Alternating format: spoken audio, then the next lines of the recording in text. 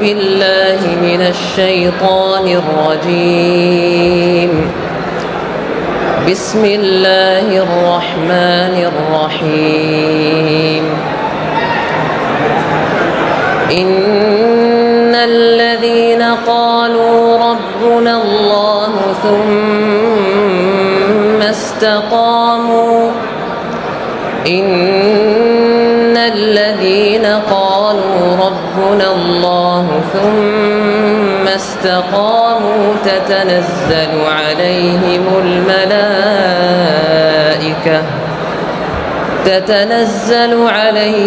الملائكة ألا تخافوا ولا تحزنوا وأبشروا بالجنة التي كنتم توعدون. نحن أولياؤكم في الحياة الدنيا وفي الآخرة ولكم فيها ما تشتهي أنفسكم ولكم فيها ما تدعون. نزلا من غفور رحيم. ومن أحسن قولا ممن دعا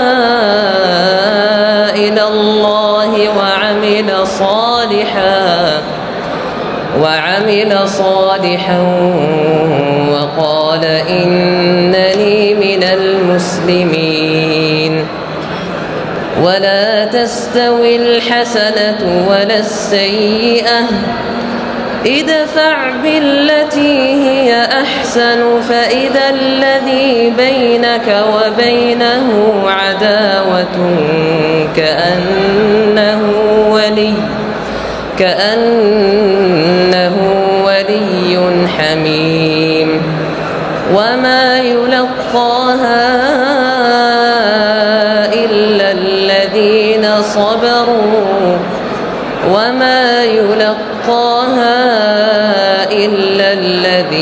صبروا وما يلقاها إلا ذو حظ عظيم.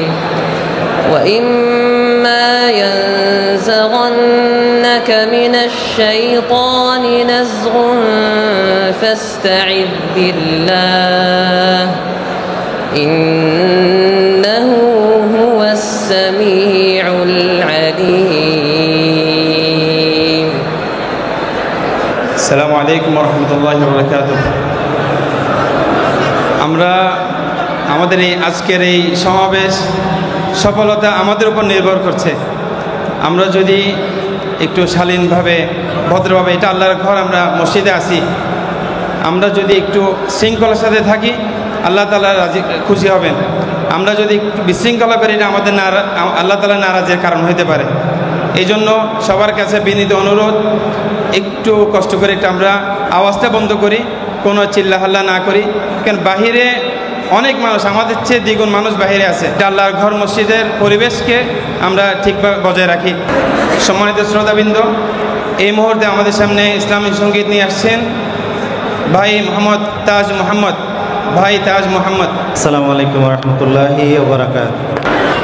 রাত কেটেছে স্বপ্নে বিভোর, দিন কেটেছে ভাবতে, কতটা সময় লাগবে তোমার দিনের পথে নামতে, দিনের পথে নামতে। রাত কেটেছে স্বপ্নে বিভোর, দিন কেটেছে ভাবতে, কতটা সময় লাগবে তোমার দিনের পথে নামতে, দিনের পথে নামতে।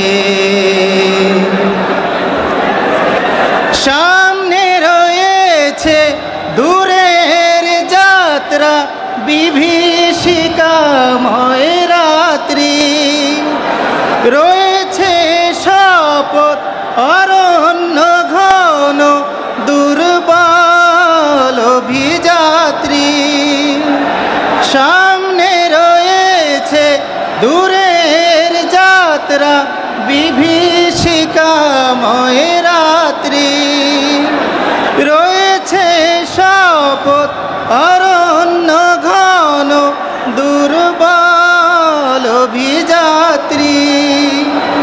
জানলে কি আর এই পথে কখনো, জানলে কি আর এই পথে কখনো অসময় তুমি আসতে। রাত কেটেছে স্বপ্নে বিভোর, দিন কেটেছে ভাবতে, কতটা সময় লাগবে তোমার দিনের পথে নামতে, দিনের পথে নামতে। আলহামদুলিল্লাহ, এ পর্যায়ে এ বিশাল ওয়াজ মাহফিলের মধ্যমণি আমরা যার ওয়াজ শোনার জন্য আজকে এখানে সমবেত হয়েছি, লক্ষ কোটি যুবকের হৃদয়ের স্পন্দন, বিশিষ্ট আলেমে দ্বীন, সুদক্ষ লেখক, বিদগ্ধ গবেষক ফদিলাতুল শেখ ডক্টর মিজানুর রহমান আজহারি আমাদের সামনে আলোচনা নিয়ে আসছেন। বিশাল জনসমুদ্রের পক্ষ থেকে আমি হযরতকে গুরুত্বপূর্ণ কোরআন থেকে সুন্নাহ থেকে আলোচনা উপস্থাপন করার জন্য সবিনয় নিবেদন করছি। ফালিয়াতাফাদ্দাল মাশকুরান মাজুরান লা মা'মুরা। আসসালামু আলাইকুম ওয়া রাহমাতুল্লাহি ওয়া বারাকাতুহু। প্রিয় ভাইয়েরা, আপনারা ভালো আছেন সবাই? আমি ভালো আছি আলহামদুলিল্লাহ। আচ্ছা বলেন তো, আমরা বাংলাদেশিরা কি সুশৃঙ্খল জাতি না বিশৃঙ্খল জাতি? তো সুশৃঙ্খল জাতি হইলে ধাক্কাধাক্কি করা যাবে বলেন? এই যে আসার আগে আমি দেখলাম যে এখানে সিকিউরিটি পুলিশ দিয়ে ব্লক করে ফেলছে, আমাকেই ঢুকতে দিচ্ছে না। কারণ রাস্তাঘাটে এরকম বিশৃঙ্খলা করে ফেললে তারা আমাদেরকে হয়তো প্রোগ্রাম কন্টিনিউ করার অনুমতি দিবে না। আর এরকম বিশৃঙ্খল পরিবেশে কোরআনের কথা আমি সাধারণত বলিও না। ছোট মসজিদ, মানুষ অনেক বেশি,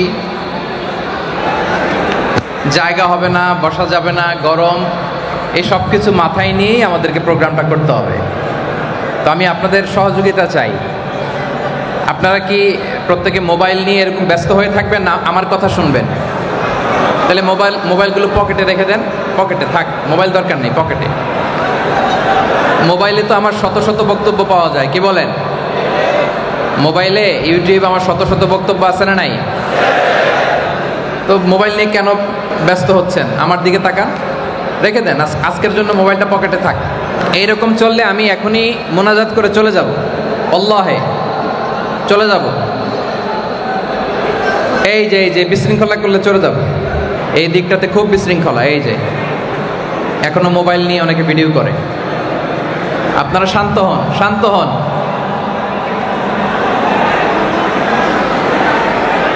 শেষবারের মতো বলি,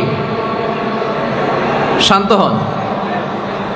এই যে ছোট্ট গেট, শত শত মানুষ ধাক্কাধাক্কি করলে ঢুকা যাবে? মেহেরবানি করে যারা ঢুকতে পারতেছেন না চলে যান, আল্লাহর ওয়াস্তে সেফ জোনে যান। আপনি ইনজুর্ড হবেন, এই যে ধাক্কাধাক্কি করে আপনারা আহত হবেন। এই দিকে আল্লাহর ওয়াস্তে পিছনে যান, প্লিজ পিছনে যান, সেফ জোনে যান। আজকে রাতেই এই আলোচনা আপনি ইউটিউবে পেয়ে যাবেন। আল্লাহর ওয়াস্তে বিশৃঙ্খল পরিবেশ করবেন না, পেছনে যান, ধাক্কাধাক্কি করবেন না এই দরজায়, দায়িত্বশীল আচরণ করবেন আল্লাহর ওয়াস্তে, ধাক্কাধাক্কি করবেন না। মোবাইলগুলো পকেটে রেখে আমার দিকে তাকান, আর এই দিকটাতে ধাক্কাধাক্কি না করে শান্ত হন। যদি এরকম আওয়াজ শুনি আমি আল্লাহে চলে যাব মোনাজাত করে। এটা কি কোরআনের মাহফিলের পরিবেশ হলো প্রিয় ভাইয়েরা? এটা তাহলে মোনাজাত করে দিই, আমার মনে হয় বিশৃঙ্খল পরিবেশে হবে না। আসসালামু আলাইকুম ওয়া রাহমাতুল্লাহি ওয়া বারাকাতুহু। নাহমাদুহু ওয়া নুসাল্লি আলা রাসূলিহিল কারীম, আম্মা বা'দু ফাআউযু বিল্লাহি মিনাশ শাইতানির রাজীম। বিসমিল্লাহির রাহমানির রাহিম। ইয়া আইয়ুহান নাসু ইত্তাকু রাব্বাকুমুল্লাযী খালাকাকুম মিন নাফসিন ওয়াহিদা ওয়া খালাকা মিনহা যাওজাহা ওয়া বাসসা মিনহুমা রিজালান কাসীরান ওয়া নিসাআ ওয়াত্তাকুল্লাহাল্লাযী তাসাআলুনা বিহি ওয়াল আরহাম ইন্নাল্লাহা কানা আলাইকুম রাকিবা। সাদাকাল্লাহুল আযীম। রব্বি ইশরাহ লি সাদরি ওয়া ইয়াসসির লি আমরি ওয়াহলুল উকদাতাম মিন লিসানি ইয়াফকাহু কওলি। আল্লাহ রাব্বুল ইজ্জা ওয়াল জালালের দরবারে লাখো কোটি শুকর এবং সুজুদ আমরা নিবেদন করছি যে আল্লাহ তাআলা আমাদেরকে আমাদের প্রিয় মাতৃভূমি বাংলাদেশ থেকে হাজার হাজার কিলোমিটার দূরে কাতারের রাজধানী দোহায় আল্লাহর ঘর মসজিদে একত্রিত করেছেন। আসুন সে আল্লাহর দরবারে আমরা শুকর গুজার হই। আমরা সবাই পড়ি কালিমাতুশ শুকর, আলহামদুলিল্লাহ। সবাই আমার সাথে সাথে পড়ুন, রব্বানা লাকাল হামদ হামদান কাসীরান তাইয়িবান মুবারাকান ফি ইয়া রাব্বি লাকাল হামদু কামা ইয়ানবাগি লিজালালি ওয়াজহিকা ওয়া আযীমি সুলতানিকা। লাকাল হামদু বিল ঈমান লাকাল হামদু বিল ইসলাম লাকাল হামদু বিল কুরআন। আমরা প্রশংসা করলাম কার? সব সময় প্রশংসা করব কার? কেউ যেটা দেখে না সেটা দেখেন কে? কেউ যেটা শোনে না সেটা শোনেন কে? কেউ যেটা জানে না সেটা জানেন কে?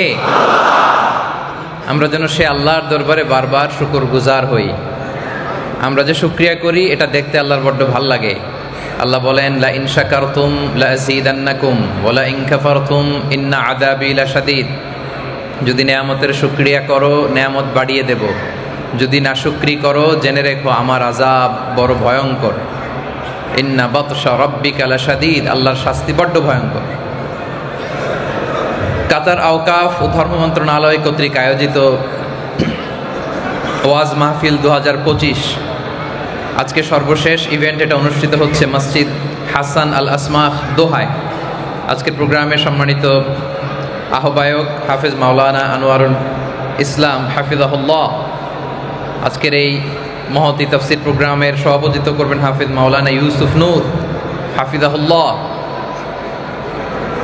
আজকের এই প্রোগ্রামে উপস্থিত আছেন কাতারের বিভিন্ন মসজিদগুলোতে দায়িত্বপ্রাপ্ত আইম্মাতুল মাসাজিদ, উলামা, ফুদালা, স্কলার্স, প্রিচার্স। উপস্থিত আছেন কাতার প্রবাসী আমার প্রাণপ্রিয় চাকরিজীবী ভাইয়েরা, ব্যবসায়ী ভাইয়েরা, ছাত্র বন্ধুরা, সোনামণিরা। দ্বিতীয় তলাতে বসে আছেন আমাদের বোনেরা। আমি আপনাদের সবাইকে অন্তরের অন্তঃস্থল থেকে শুভেচ্ছা জানাই, মোবারকবাদ জানাই। আহলান ওয়া সাহলান ওয়া মারহাবান বিকুম ফি হাযাল লিকা আত-তাইয়্যিব আল মুবারাক।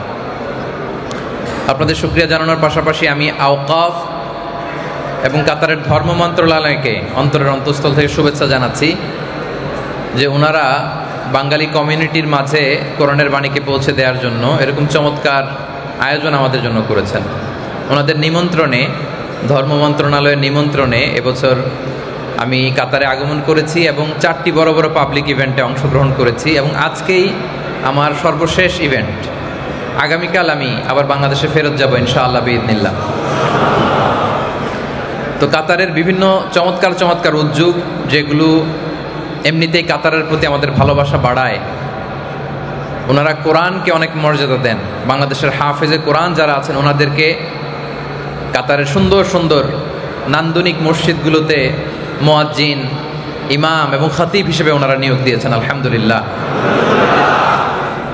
এবং বাংলাদেশ থেকে শুধু আমিই নই, আর অন্যান্য অনেক স্কলাররা এখানে দাওয়াতি ভূমিকায় অবতীর্ণ হয়েছেন, কোরআনের দাওয়াত নিয়ে এসেছেন। আমরা কামনা করি যে এই দাওয়াতের ধারাবাহিকতা ভবিষ্যতে অব্যাহত থাকবে ইনশাআল্লাহ বিইذনিল্লাহ। আমরা কাতারের আওকাফ এবং ধর্ম মন্ত্রণালয়কে অন্তরের অন্তঃস্থল থেকে শুভেচ্ছা জানাই। সম্মানিত ভাইয়েরা, আজকে একটা সুনির্ধারিত টপিকে আমরা আলোচনা শুনব। আমি আপনাদেরকে অনুরোধ করব আপনারা সুশৃঙ্খল হয়ে থাকবেন আল্লাহর ওয়াস্তে। বাংলাদেশে আপনারা জানেন গত বছর 8 বিভাগে 8টা তাফসির প্রোগ্রাম করেছি। এক এক তাফসির প্রোগ্রামে 3 দিন আগ থেকে লোকজন চলে আসছে। তা এখন দেশের বাইরে কাতারেও যদি এরকম বিশৃঙ্খলা হয় তাহলে তো দেশে বিদেশে সব জায়গায় আমাদের প্রোগ্রাম বন্ধ করে দিবে। বলবে যে না, এই আলোচক কোথাও গেলেই বিশৃঙ্খলা হয়, এই আলোচক কোথায় গেলেই লক্ষ লক্ষ মানুষের ঝামেলা হয়। তা আমরা কি চাই যে আমাদের এই বিশৃঙ্খলার কারণে কোরআনের মাহফিলগুলো বন্ধ হয়ে যাক? আল্লাহর ওয়াস্তে একটু দায়িত্বশীল আচরণ করুন। মোবাইলে ছবি তোলা, ভিডিও করাতে ব্যস্ত হয়ে না পরে আমার দিকে তাকান। আমি দেখতে পাচ্ছি অনেকে ভিডিও তো করতেছে, আবার ঘুরায় ঘুরায় দেশে দেখাইতেছে যে দেখো আজারি হুজুরে দেখো, এই যে কয়েকজনকে দেখলাম লাইভ একেবারে ভাবিরে দেখাইতেছে, এই যে দেখো দেখো, এই যে দেখো আমি কোথায় আসছি। হয়েছে তো, অনেকক্ষণ তো ভিডিও করলেন, এবার আমার দিকে তাকান না, মোবাইলগুলো রেখে দেন না, আমার দিকে তাকান, শান্ত হন। প্রিয় ভাইয়েরা, আল্লাহর মেহেরবানি, শুনতে পাচ্ছেন না? তা আপনারা এরকম চিল্লাচিল্লি করলে শুনবেন কেমনি? শান্ত হয়ে বসেন না, সবাই চুপ করেন, দেখবেন যে কথা শোনা যাবে ইনশাআল্লাহ। একটু শান্ত হন, শান্ত হন আপনারা। জি, আলহামদুলিল্লাহ, কাতারে আল্লাহ তাআলা আপনাদের রিজিকের ব্যবস্থা করেছেন, আলহামদুলিল্লাহ পড়ি। আমার ভাইয়েরা, দেশে কত মানুষ বেকার, চাকরির বাজার মন্দা, ব্যবসা করতে গেলে কত ঝামেলা, তার বিপরীতে কাতারে আলহামদুলিল্লাহ আমাদের ব্যবসায়ী ভাইয়েরা খুব সাকসেসফুল বিজনেস ক্যারিয়ার করেছেন। চাকরিজীবী ভাইয়েরা প্রতি মাসে উপার্জন করে দেশে টাকা পাঠাচ্ছেন। এটা খুশির খবর না আমাদের জন্য? আমরা যেন কাতার গভর্নমেন্টের প্রতি শুকরগুজার হই। আর এখানকার যত স্থানীয় নিয়ম কানুন আছে আমরা যেন মেনে চলি। কাতারের কোনো নিয়ম ভাঙবেন না আপনারা। যেখানে গাড়ি স্টপ হবে, মানুষ চলাচল করবে, সুযোগ আসবে, আপনারা তখন চলবেন। হুট করে মাঝ রাস্তা দিয়ে দৌড় দিবেন না, টিস্যু একটা ব্যবহার করে ফেলে দিবেন না আশেপাশে, পানি খেয়ে বোতলটা ছুঁড়ে মারবেন না। এগুলো করলে লোকজন বাংলাদেশকে গালি দেয়। কি বলেন? দেশে ভুল করলে আমারে গালি দিত। ধরেন আমার নাম আব্দুল্লাহ, তো বলতো যে আব্দুল্লাহ খারাপ। এখন দেশের বাইরে ভুল করলে বলে কি খারাপ? বাংলাদেশ খারাপ। কি বলে? তা আপনার কারণে বাংলাদেশের বদনাম হোক আপনারা চান? আপনার কারণে আমার লাল সবুজের পতাকার অপমান হোক আপনারা চান? তাহলে সুশৃঙ্খল থাকবেন। আপনার কোম্পানির যে রুলস অ্যান্ড রেগুলেশন মেনে চলবেন, গভর্নমেন্টের রুলস অ্যান্ড রেগুলেশন মেনে চলবেন, সুশৃঙ্খল থাকবেন, তাহলে আল্লাহ রিজিকে বারাকা দিবে। ঠিক কিনা বলেন? আল্লাহ তাআলা আপনাদের সবাইকে ভালো রাখুন, সুস্থ রাখুন, নিরাপদে রাখুন। আমরা পড়ি আমিন। আজকে খুব জটিল একটা টপিক দেয়া হয়েছে আমাকে, জটিল।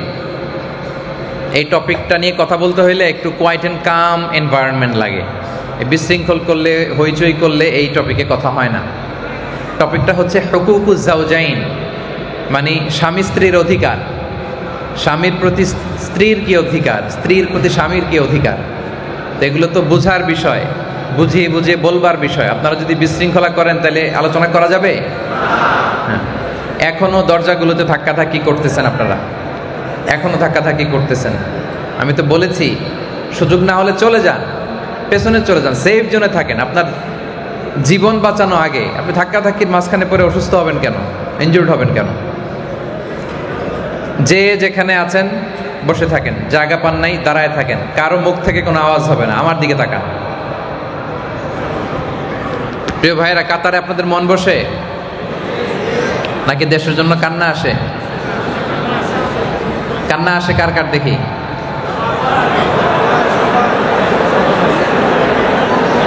অনেকে হাত তোলে না, এদের হৃদয় বড় পাষাণ। কান্না আসে নাকি কাতার স্বপ্নের দেশ, খাটতে খাটতে জীবন শেষ? পরিশ্রমে খাটাখাটনিতে লজ্জা নাই। আমরা পরিশ্রম করব, ঘাম ঝরাবো, হালাল উপার্জন করব, ইনশাল্লাহ বলেন। আল্লাহ আপনাদের রিজিকে বারাকা দেখ, আমরা পড়ি আমিন। আল্লাহ আপনাদেরকে সুস্থ রাখুক, আমরা পড়ি আমিন। আপনি যে প্রতি মাসে বেতনটা দেশে পাঠান, আপনার পাঠানো টাকায় আমাদের বাংলাদেশের অর্থনীতি চাঙ্গা হয় প্রতি মাসে মাসে, আলহামদুলিল্লাহ। আপনারা হচ্ছেন রেমিটেন্স ফাইটার। আপনাদের রেমিটেন্স এক মাসের জন্য বন্ধ হলে বাংলাদেশ খুঁজে পাওয়া যাবে না আর, আলহামদুলিল্লাহ। আল্লাহ তাআলা আপনাদেরকে সুস্থ রাখুক, বারাকা দেখ, উপার্জনে আরো উন্নতি দেখ। আল্লাহ তাআলা আপনাদেরকে কবুল করুন। আলহামদুলিল্লাহ, অনেকটাই শান্ত হয়েছে, মাশাআল্লাহ। এভাবেই থাকবেন, এভাবেই থাকবেন, একটা আওয়াজ করবেন না। আমি যে আয়াত তেলাওয়াত করেছিলাম, আল্লাহ তাআলা গোটা মানব জাতিকে উদ্দেশ্য করে বলছেন, ওই আল্লাহকে ভয় করো যে আল্লাহ এক মানুষ থেকে তোমাদের সবাইকে সৃষ্টি করেছেন, এক আত্মা, তার থেকে সৃষ্টি করেছেন তার স্ত্রীকে, তারা হচ্ছেন আদম আর হাওয়া, আমাদের আদি পিতা আদি মাতা, ঠিক কিনা বলেন? এবং তাদের থেকেই তো আমরা আসছি, কি বলেন? আদম হাওয়া, তাদের সন্তান শীস, হাবিল, কাবিল, ইকলিমা, এরকম হতে হতে হতে হতে হতে হতে আজকের এই 2025 পর্যন্ত। তাহলে ঘুরে ফিরে আমরা কিন্তু এক ফ্যামিলির সন্তান, কি বলেন? কথা কি বুঝতেছেন? চিন্তা করলে ঘুরে ফিরে আমরা সবাই কয় পরিবারের সন্তান? খালাকনাকুম মিন যাকারিন ওয়া উনসা ওয়া জাআলনাকুম শুউবান ওয়া ক্বাবাইলা লিতাআরাফু। এক ফ্যামিলির সন্তান আমরা, আমাদের রুট এক, অরিজিন এক। তাহলে এভাবে আল্লাহ তাআলা স্বামী আর স্ত্রী, আদম আলাইহিস সালামকে স্বামী বানালেন, হাওয়া আলাইহিস সালামকে স্ত্রী বানালেন। তাদের মধ্য দিয়ে বংশের পর বংশ, প্রজন্মের পর প্রজন্ম, আস্তে আস্তে আমরা এই কোটি কোটি বনি আদম পৃথিবীতে ছড়িয়ে পড়েছি, আলহামদুলিল্লাহ বলেন। এবং স্বামী স্ত্রীর যে সম্পর্কটা, এটা আল্লাহর দেয়া স্পেশাল সম্পর্ক, এটা জান্নাতি সম্পর্ক। আদম আলাইহিস সালামকে সৃষ্টি করার পরে ওনার একা একা ভাল লাগে না, একা একা অস্থির অস্থির লাগে, সাথী নাই, বন্ধু নাই, বান্ধবী নাই, কেউ নাই। তো আল্লাহ তাআলা তার একজন সাথী দিলেন, হাওয়া আলাইহিস সালামকে বিয়ে পড়ায় দিলেন। এখন স্বামী আর স্ত্রী হয়ে ওনারা জান্নাতে থাকতে আরম্ভ করলো, আলহামদুলিল্লাহ পড়েন। হাওয়া আলাইহিস সালামের সঙ্গ পেয়ে আদম আলাইহিস সালাম স্থির হয়ে গেলেন, স্থির, আর অস্থিরতা নাই, অস্থিরতা নাই। তাহলে একে অন্যের পরিপূরক, স্বামী স্ত্রী একে অন্যের পরিপূরক। আজকে আমরা এই টপিকটা নিয়ে কথা বলবো যে স্বামীর অধিকার কি, স্ত্রীর অধিকার কি, কিভাবে একটা প্রাণবন্ত আনন্দময় দাম্পত্য জীবন আমরা গড়ে তুলতে পারি, আমাদের পরিবারগুলো সুখের হোক, শান্তিময় হোক। আমরা চাই কি চাই না বলেন? চাই। তাহলে স্বামীর অধিকার কি, স্ত্রীর অধিকার কি, শুনবো। আমার প্রিয় ভাইয়েরা, আল্লাহ তাআলা স্বামী এবং স্ত্রীকে একে অপরের পোশাক হিসেবে ঘোষণা করেছেন। পোশাক, স্বামী তার স্ত্রীর জন্য পোশাক, পোশাক, এবং স্ত্রী তার স্বামীর জন্য পোশাক। তার আগে আমি একটু করে জেনে নেই যে যেহেতু স্বামী স্ত্রীর অধিকার নিয়ে আমরা আলোচনার দিকে ঢুকতেছি, এখানে স্বামী হয়েছেন কারা কারা একটু দেখি, মানে বিয়ে করছেন কারা কারা?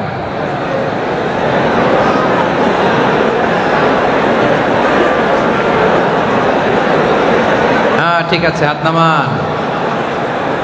এবার বিয়ে করেন নাই কারা কারা? আহা, ওই যে বলে হুজুর কেউ নাই। আল্লাহ তাআলা নেককার দিনদার স্ত্রীর ব্যবস্থা করুক, আমরা পড়ি আমিন। মাশাআল্লাহ, ঠিক আছে, ঠিক আছে, আল্লাহ ব্যবস্থা করবেন ইনশাআল্লাহ।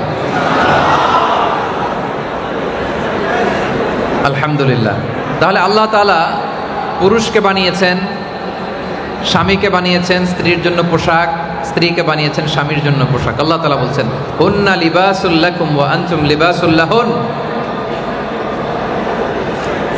নারী পুরুষের পোশাক, পুরুষ নারীর পোশাক। কথাটা কার? পোশাকের 3 কাজ, আওয়াজ করে বলেন কয় কাজ? পোশাকের 1 নম্বর কাজ হচ্ছে এটা আমাদের ইজ্জত আবরুর হেফাজত করে। 2 নম্বর হচ্ছে আমাদের সৌন্দর্য বাড়ায়, পোশাক পরলে সুন্দর লাগে না? 3 নম্বর হচ্ছে প্রশান্তি এনে দেয়। শীতকালে মোটা পোশাক পরলে আরাম লাগে, গরমকালে সুতি কাপড় পরলে আরাম লাগে, ঠিক কিনা বলেন? দেখেন আল্লাহ তাআলা কত চমৎকার উপমা দিয়েছেন, মেটাফোর, যে পুরুষ নারীর পোশাক, নারী পুরুষের পোশাক। সুবহানাল্লাহ। তাহলে পোশাকের প্রথম কাজ আমাদের ইজ্জত আবরুর হেফাজত করে, তেমনি স্বামী তার স্ত্রীর চরিত্রের হেফাজত করে, স্ত্রী তার স্বামীর চরিত্রের হেফাজত করে। আলহামদুলিল্লাহ পড়েন। পোশাকের 2 নম্বর কাজ সৌন্দর্য। নারীর চোখে পুরুষ সুন্দর, পুরুষের চোখে নারী সুন্দর। এই সৌন্দর্যটা দিয়ে দিয়েছে কে? যুগিনা লিন্নাসি হুব্বুশ শাহাওয়াতি মিনান নিসা।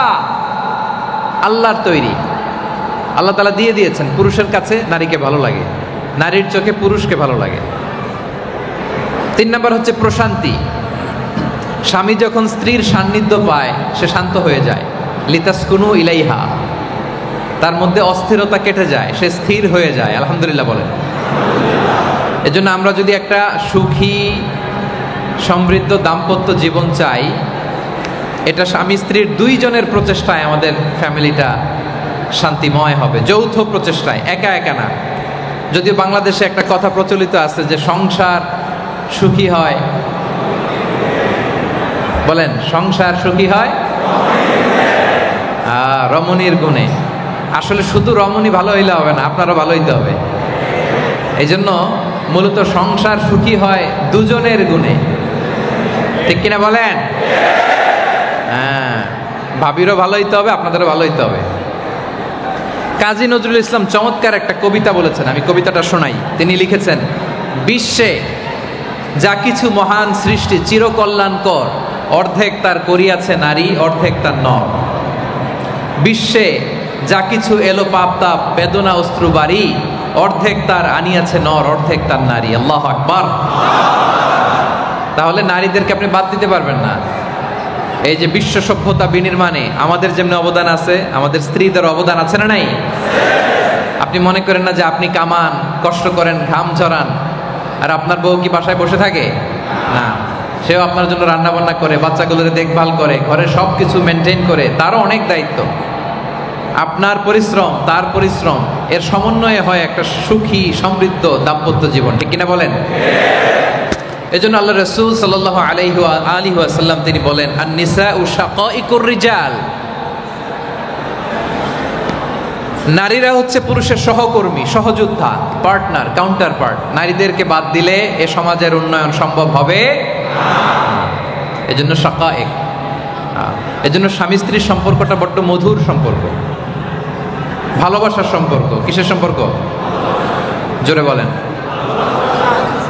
আরো জোরে। ভালোবাসার সম্পর্ক, স্বামী স্ত্রীর সম্পর্ক ভালোবাসার সম্পর্ক। এক্ষেত্রে কে বেশি কে কম এগুলো বলা যাবে না, একে অন্যের পরিপূরক। স্বামী স্ত্রীর সম্পর্ক হচ্ছে হাত আর চোখের মতো। কিসের মতো?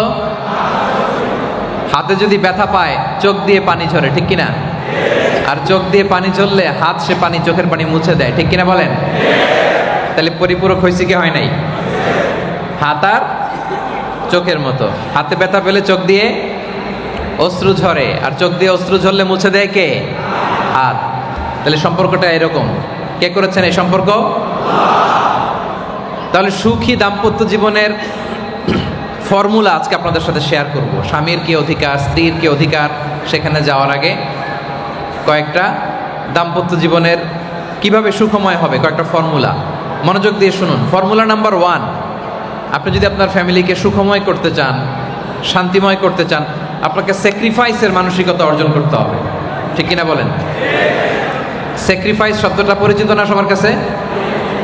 কথা কয় না, অপ্রয়োজনে কথা কয়, বিশৃঙ্খলা করে, জিজ্ঞেস করলে কথা কয় না। স্যাক্রিফাইস শব্দটা পরিচিত কিনা? স্বামী স্ত্রীর সম্পর্ক ভালোবাসার সম্পর্ক, সুখ দুঃখ ভাগাভাগি করে নিতে হয়, এত ভুল ধরতে হয় না। ভুল কার নাই? আপনি যদি বউয়ের ভুল ধরেন, আপনারও ভুল আছে না নাই? আপনি যদি বলেন ও ভালো না, ওর এই সমস্যা ওই সমস্যা, তো আপনারও সমস্যা আছে না নাই? এজন্য স্বামী স্ত্রীর সম্পর্ক হচ্ছে মানিয়ে নেওয়ার সম্পর্ক। দাম্পত্য জীবনের সম্পর্কটাই এমন, কখনো রোদ, কখনো বৃষ্টি, কখনো ঝগড়া, কখনো ভালোবাসা, ঠিক কিনা? আপনাদের ঝগড়া হয়? হ্যাঁ হয়। আপনাদের হয় না? আপনাদের কি অবস্থা? বেশি না কম? বেশি বলে না, ঝগড়া করা যাবে না। আসলে স্বামী স্ত্রীর সম্পর্কটাই এমন, স্বামী স্ত্রীর সম্পর্কটা এমন সম্পর্ক, হাসতে হাসতে ঝগড়া শুরু হয়ে যায়, আর ঝগড়া করতে করতে হাসাহাসি শুরু হয়ে যায়, ঠিক কিনা বলেন? ঠিক কিনা? স্বামী স্ত্রীর সম্পর্কটা এমন সম্পর্ক, হাসতেছেন হাসতেছেন, হাসির কথা বলতেছেন, হাসতে হাসতে ঝগড়া শুরু, ঝগড়া করতে করতে আবার হাসাহাসি শুরু। সুবহানাল্লাহ পড়বেন না? এই জন্য একে অপরের খুঁত ধরবেন না বেশি বেশি। No one is perfect in this world. পৃথিবীতে কেউ পারফেক্ট না, কেউ না। এজন্য ভালোবাসা প্রকাশ করুন, স্যাক্রিফাইসের মানসিকতা অর্জন করুন। তাহলে সুখী দাম্পত্য জীবনের 1 নাম্বার ফর্মুলা হচ্ছে স্যাক্রিফাইস। কাতার প্রবাসী ভাইয়েরা আওয়াজ করে বলুন, 1 নম্বর ফর্মুলা কি? 2 নম্বর ফর্মুলা হচ্ছে কোনোভাবে যাতে ঝগড়া শুরু না হয়, এটা ট্রাই করতে হবে। ভাবি রেগে গেলে আপনি চুপ থাকবেন। ওকে? কে বলছে ওকে? ঠিক আছে। আপনি রেগে গেলে ভাবি চুপ থাকবে, কি বলেন? কারণ শয়তান ইমানদারদের সুখী সংসার যদি সে ভেঙে দিতে পারে, শয়তান বড্ড খুশি হয়। ছোট্ট ঝগড়া থেকে আস্তে আস্তে সম্পর্ক খারাপ, পরে সেপারেশন, এটা ডিভোর্স পর্যন্ত করায়, ঠিক কিনা বলেন? ছোট্ট ঝগড়ার রেশ ধরে সম্পর্কের টানা পড়েন, পরে এটা চলে যায় তালাকে, ডিভোর্সের দিকে। আমরা কি এরকম চাই? তাহলে ঝগড়া করবেন না। ইমানদারদের সুখী সংসার ভেঙে দিতে পারলে শয়তান খুশি হয়।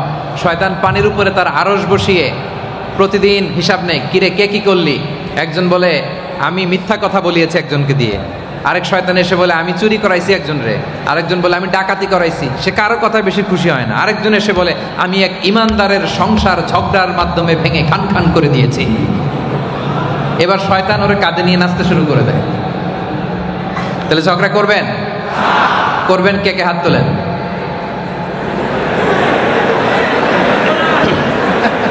করবেন? ঠিক আছে। আজকে ঝড় ঝাপটা সব আপনাদের উপর দিয়ে যাচ্ছে, ভাবিরা বেঁচে যাচ্ছে উপরে। তো ভাবিরা আমাদের কথা শুনুক, যে কথাগুলো ভাবিদের উপরে যাবে ভাবিরা যেন আমল করে, আমরা সেই প্রত্যাশা রাখি। আর আপনাদের সাথে আমি কনভারসেশন করি। আমার দিকে তাকান। ঠিক আছে, আলহামদুলিল্লাহ আমাদের বোনদের ওখানে মাইক ঠিক আছে, আলহামদুলিল্লাহ। তাহলে ঝগড়া যাতে না হয়, এটা আপনাকে খেয়াল রাখতে হবে। ঝগড়া বন্ধ করার সিস্টেম হচ্ছে, ভাবি রেগে গেলে আপনি চুপ, ভাবি রেগে গেলে আপনি রেগে গেলে আর ঝগড়া শুরু করলে, ভাবি ঝগড়া শুরু করলে আপনি সালাম দিয়ে ফেলবেন। কি করবেন? আর আপনি ঝগড়া শুরু করলে ভাবি কি করবে? এক কথা কয় না, কি দিবেন? অনেকে বলে হুজুর ঘরে যাইতেই মনে চায় না, কেন? কয় খালি ঝগড়া। তো ঝগড়া তো হবে, আপনি তো ঘরে সালাম ঢোকান নাই। ফাইদা দাখালতুম বুয়ুতান ফাসাল্লিমু আলা আনফুসিকুম তাহিয়াতাম মিন ইনদিল্লাহি মুবারাকাতান তাইয়্যিবা। ঘরে ঢুকলে আগে কি দাও? এটা আল্লাহর পক্ষ থেকে অভিবাদন। এই বাণীটা, সালামের বাক্যটা মুবারাকা, বরকতময়, তাইয়্যিবা, এটা পবিত্র বাণী। সালাম মানি শান্তি। সালাম মানি কি? তো শান্তির বাণী তো আপনি ঘরে ঢুকান নাই, আপনার ঝগড়া হবে না কেন? এজন্য ঝগড়াকে আমরা না বলে দিলাম। ঝগড়া নো। আমাদের ঘরে ঝগড়া থাকবে? ঝগড়াকে আমরা নো বললাম। কি বললাম? ঝগড়া করবেন না। ঝগড়া শুরু হইলে কি দিবেন? জোরে বলেন, কি দিবেন? সালাম দিয়ে দেখেন, ঝগড়া আর হবে না। আজকে থেকেই প্র্যাকটিস। কি বলেন? আজকে থেকেই প্র্যাকটিস। প্রতিটা ঘরে ঝগড়া হয়, এই রিপোর্টগুলো আমাদের কাছে আসে। এজন্যই আমরা সলিউশনগুলো শিখাই যে আপনারা সালাম দিবেন। সালাম দিলে আর ঝগড়া হবে না। ঝগড়া নিয়ে এক গল্প বলি। এক লোক অফিস করে বাসায় ফিরেছে। ফিরে স্ত্রীকে ফোন দিয়ে বলে, এই শুরু করার আগে দরজা খুলে দাও, ঘরে ঢুকবো। তো স্ত্রী দরজা খুলে দিস। এবার হাজব্যান্ড স্ত্রীকে বলে, এই শুরু করার আগে রাতের খাবারটা দিয়ে দাও, খুব ক্ষুধা লাগছে। তো স্ত্রী বেচারি খাবার দিছে ডাইনিং টেবিলে, সে খাচ্ছে আর ঘামাচ্ছে। এবার স্ত্রীকে বলে, এই শুরু করার আগে ফ্যানটা ছাড়া, খুব গরম লাগছে।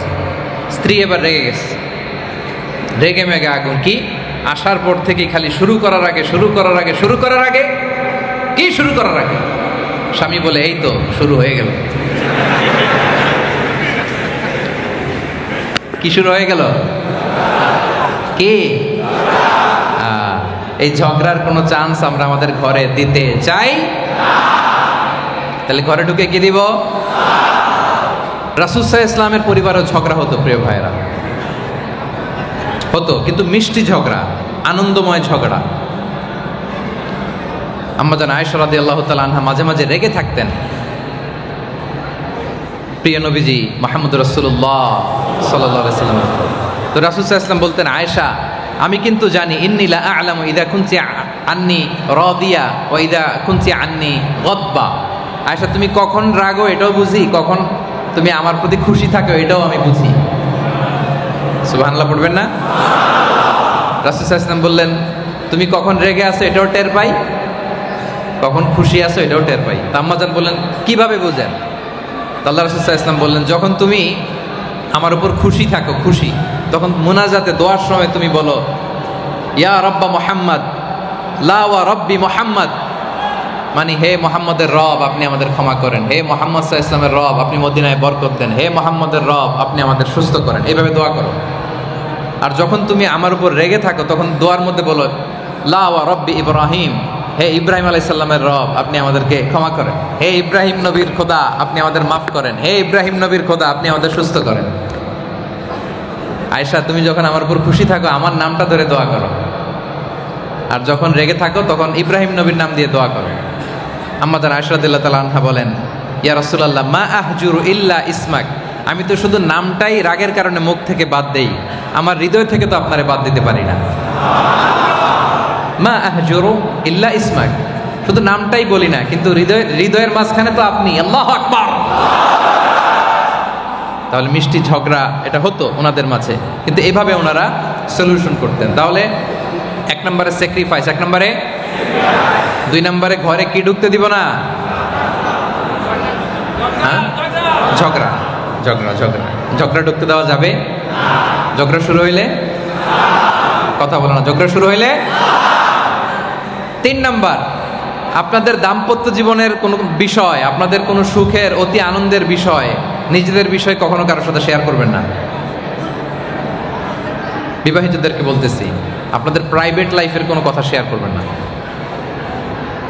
আপনাদের বেশি আনন্দের কথাও না আর ব্যক্তিগত কথাও না। ব্যক্তিগত কথা শেয়ার করা গুনাহ। স্বামী স্ত্রীর একান্ত ইন্টিমেসির যে ব্যাপারগুলো এগুলো কখনো প্রিয় ভাইরা শেয়ার করা যাবে না। আর বেশি সুখের কথাও শেয়ার করবেন না, ঝগড়া লাগলেও শেয়ার করবেন না। দেখবেন এটারে আবার উস্কে দেয় অনেকে, আছে না নাই?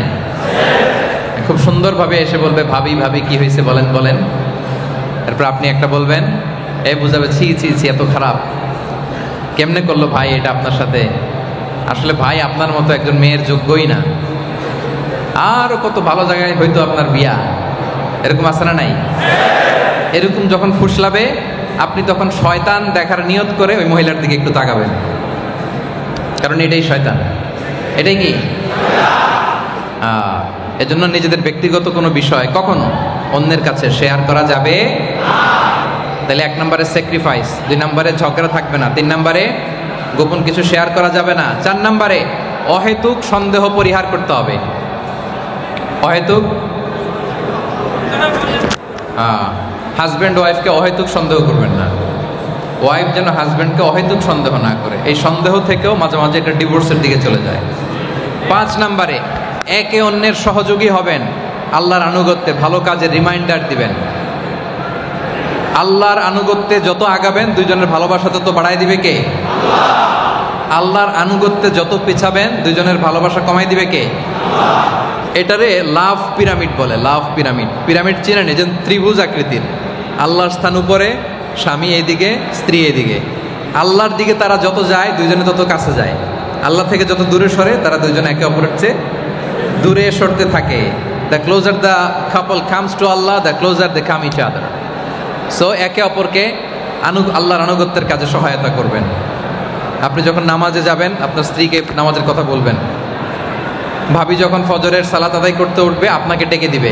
এরকম একে অপরকে সহযোগিতা করা পারা যাবে তো ইনশাআল্লাহ। স্বামীর প্রতি স্ত্রীর কিছু অধিকার আছে, স্ত্রীর প্রতি স্বামীর কিছু অধিকার আছে। খুব লম্বা চূড়া আলোচনা করা যাবে না, শুধু এই অধিকারগুলো বলে আমি শেষ করে দেব ইনশাআল্লাহ। প্রথমে আপনাদের দায়িত্ব দিয়ে শুরু করি, কি বলেন? আপনারা তো কাছাকাছি। স্ত্রীর প্রতি স্বামীর কি অধিকার এটা আগে বলবো, এরপর স্বামীর প্রতি স্ত্রীর কি অধিকার এটা বলে শেষ করব ইনশাআল্লাহ। বলেন ইনশাআল্লাহ।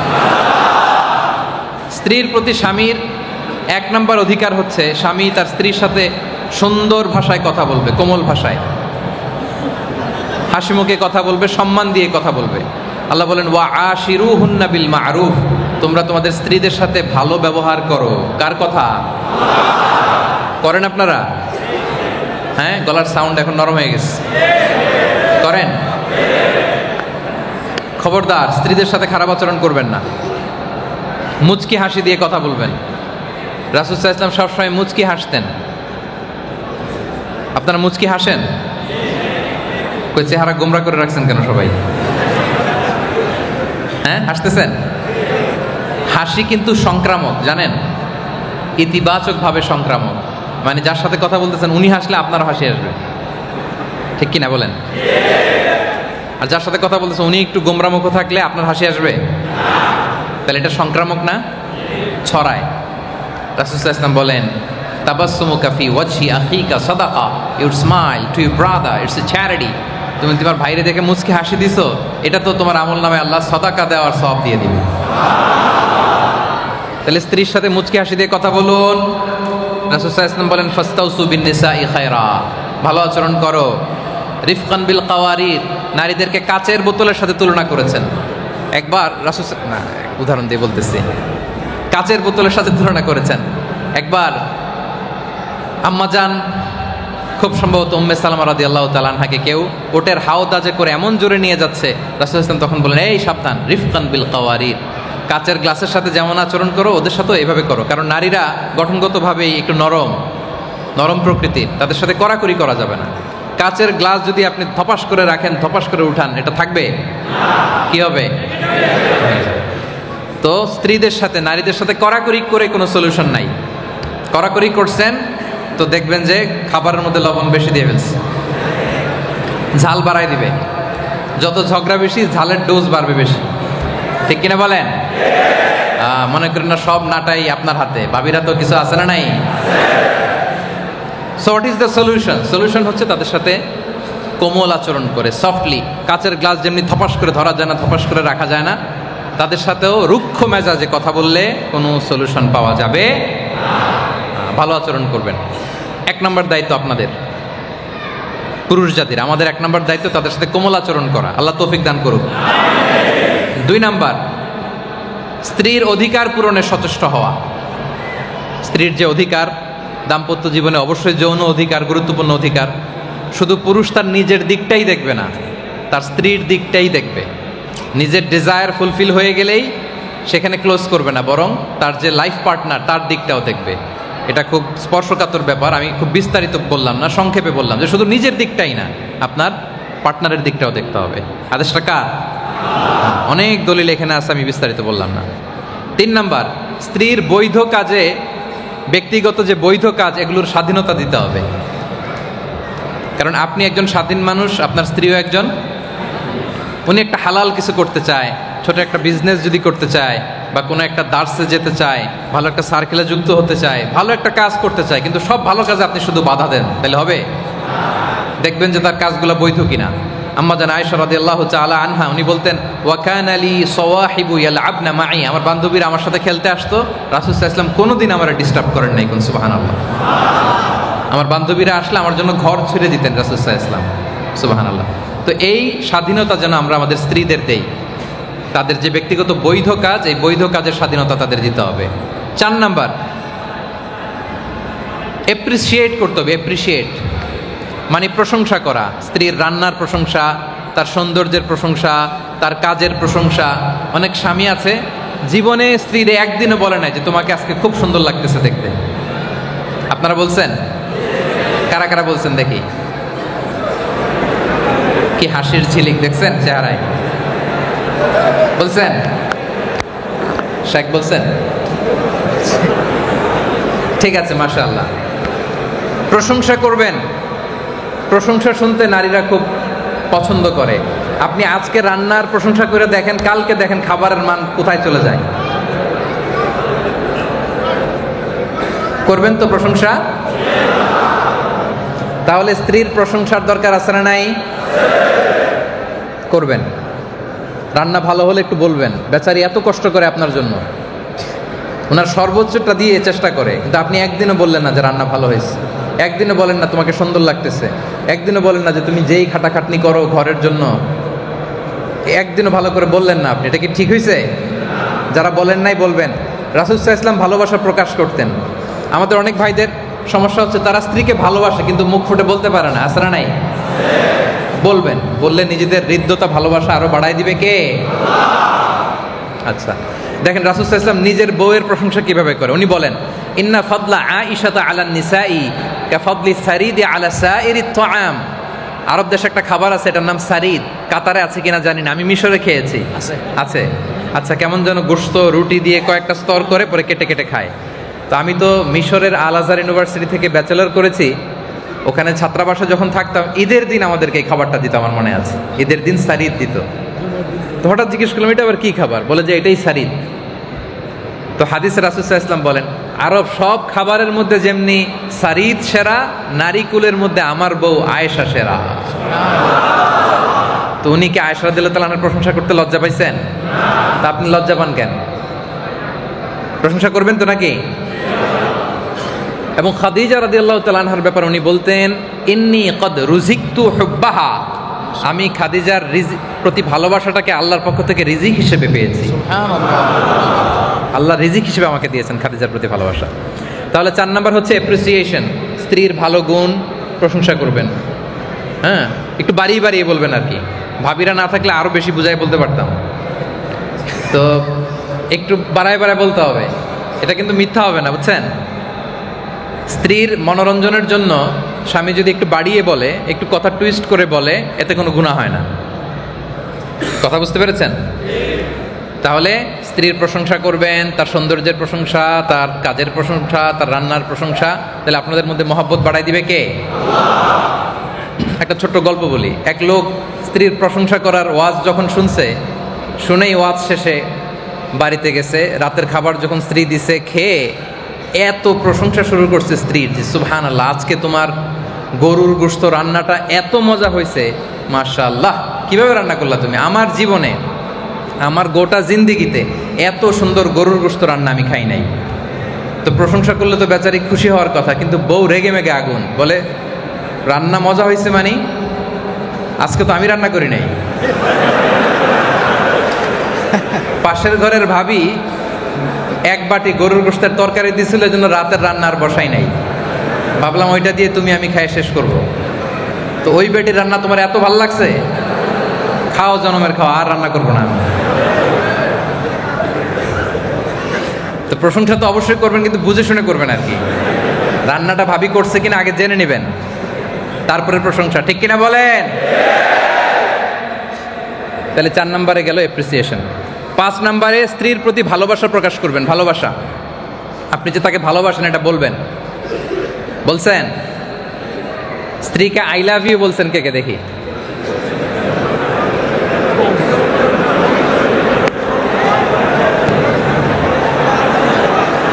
মাশাআল্লাহ, বলবেন। আপনি যে ওনাকে ভালোবাসেন এটা বলবেন, বলতে হবে। দেখেন, দলিল ছাড়া একটা কথাও বলি না। এক সাহাবী রাসূল সাল্লাল্লাহু আলাইহি ওয়াসাল্লামকে জিজ্ঞেস করলো, ইয়া রাসূলুল্লাহ, মান আহাব্বুন নাসি ইলাইক, আপনি কারে সবচেয়ে বেশি ভালোবাসেন? কাকে? রাসূল সাল্লাল্লাহু আলাইহি ওয়াসাল্লাম বললেন, আয়েশা। সুবহানাল্লাহ। রাসূল সাল্লাল্লাহু আলাইহি ওয়াসাল্লাম লজ্জা পাইছিলেন? তো সাহাবী স্ত্রীর দিকে ইঙ্গিত করে নাই, উনি ভাবছিলেন যে ছেলেদের মধ্যে কাকে। তো সাহাবী তখন বললেন, অমিনার রিজাল, পুরুষদের মধ্যে কাকে? ছেলেদের মধ্যে। তো উনি বললেন, আবুহা, আয়েশার বাবা আবু বকরকে। তাহলে দেখেন, হে নবী, আপনি কারে বেশি ভালোবাসেন? কোনো রাগ ঢাক না রেখে রাসূল সাল্লাল্লাহু আলাইহি ওয়াসাল্লাম বললেন, আয়েশা, আমি আমার প্রিয়তমা স্ত্রী আয়েশাকে বড্ড ভালোবাসি। তাহলে ভালোবাসা প্রকাশ করতে হয়। আম্মা জান আয়েশা রাদিয়াল্লাহু তাআলা আনহা কোনো পেয়ালার যেখান দিয়ে খেতেন, কোনো পেয়ালার যেখান দিয়ে মুখ লাগিয়ে খেতেন, ঠিক ওই জায়গায় আবার নিয়ে মুখ লাগিয়ে রাসূল সাল্লাল্লাহু আলাইহি ওয়াসাল্লাম ওইখান থেকে খাইতেন। ওটের হাড্ডি অর্ধেক খেয়ে এটা রাসূল সাল্লাল্লাহু আলাইহি ওয়াসাল্লামকে দিলে, যেখান থেকে আম্মা জান আয়েশা খেয়েছেন ওখান থেকে রাসূল সাল্লাল্লাহু আলাইহি ওয়াসাল্লাম খাওয়া শুরু করতেন। উম্মে সালামা রাদিয়াল্লাহু তাআলা আনহা এবং রাসূল সাল্লাল্লাহু আলাইহি ওয়াসাল্লাম একই বালতি থেকে পানি নিয়ে গোসল করেছেন। সুবহানাল্লাহ পড়েন। তাহলে স্বামীদের উচিত স্ত্রীদের প্রতি ভালোবাসা প্রকাশ করা, বলতে হবে। 6 নাম্বার, পারিবারিক কাজে সহযোগিতা করা। সুযোগ হলে ঘরের কাজে একটু সহযোগিতা করা, ঘর গোছানো। স্ত্রীর অনেক প্রেসার হয়ে যাচ্ছে, আপনি বাসায় আছেন, যদি একটু সুযোগ হয় ওনার কাজে সহযোগিতা করবেন। আপনারা করেন তো নাকি? করেন? করবেন। রাসূল সাল্লাল্লাহু আলাইহি ওয়াসাল্লাম করতেন, নিজ হাতে নিজের কাপড় সেলাই করতেন, নিজের জুতা মেরামত করতেন, নিজ হাতে ছাগল থেকে দুধ দহন করতেন, এমনকি জামার মধ্যে উকুন আছে কিনা উকুন খোঁজ করতেন। রাসূল সাল্লাল্লাহু আলাইহি ওয়াসাল্লামের জামাতে পাগড়িতে উকুন আছে কিনা নিজে নিজে উকুন বাছতেন। সুবহানাল্লাহ পড়বেন না? দেখেন কত মানবিক ছিলেন আমাদের প্রিয় নবী, কত চমৎকার চারিত্রিক মাধুর্যতা ছিল প্রিয় নবীর। তাহলে ঘরের কাজে আমরা সহযোগিতা করব ইনশাআল্লাহ, বলেন। 7 নাম্বার, স্ত্রীর মনোরঞ্জন ও বিনোদনমূলক কাজে অংশগ্রহণ। হালাল যে কোনো বিনোদন আমাদের জন্য জায়েজ করেছে কে? স্ত্রীরা এটা পছন্দ করে, স্বামীর পক্ষ থেকে খুনসুটি, একটু খুনসুটি এটা তারা খুব পছন্দ করে। ফলে আপনি তাদেরকে নিয়ে আউটিংয়ে যান, ঘুরতে যান, এই যেদিকে বানানা আইল্যান্ড আছে, গেছেন? ভাবিরে নিয়ে যাবেন, এক্সপেন্সিভ, অনেকে পারবে না। আচ্ছা, অথবা আশেপাশে পার্ক আছে, বিভিন্ন পার্ক আছে, ঘুরতে যাওয়ার সুন্দর সুন্দর জায়গা আছে, যাবেন। আমি তো সব জায়গার নাম জানি না। দেশে বেড়াতে গেলে ভাবিকে নিয়ে কক্সবাজার চলে যাবেন, ভাবিরে নিয়ে যায়, অন্য কাউরে নিয়ে যায় না আবার, খবরদার। তাহলে বিনোদনমূলক কাজে অংশগ্রহণ করা। একবার ঈদের দিন মসজিদে নববীর সামনে হাবাসি সাহাবারা যুদ্ধের মহড়া করতেছিল, তীর, বল্লম, তলোয়ার এগুলো নিয়ে মহড়া করতেছিল, একটা খেলার মতো আর কি, প্রশিক্ষণ টাইপের। দেখতে খুব ভালো লাগে, আরবরা সবাই সাহাবীরা দেখতেছেন।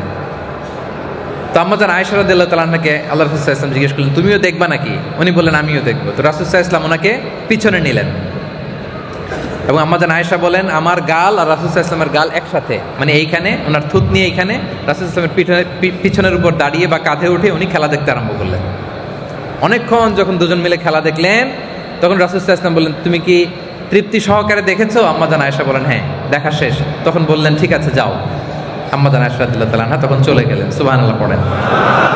দেখেন, তার মানে একসাথে খেলা উপভোগ করেছেন, হালাল খেলা, যেহেতু তীর ধনুক দিয়ে প্রশিক্ষণ, যুদ্ধের প্রশিক্ষণ, এটা তো দেখাই যাবে।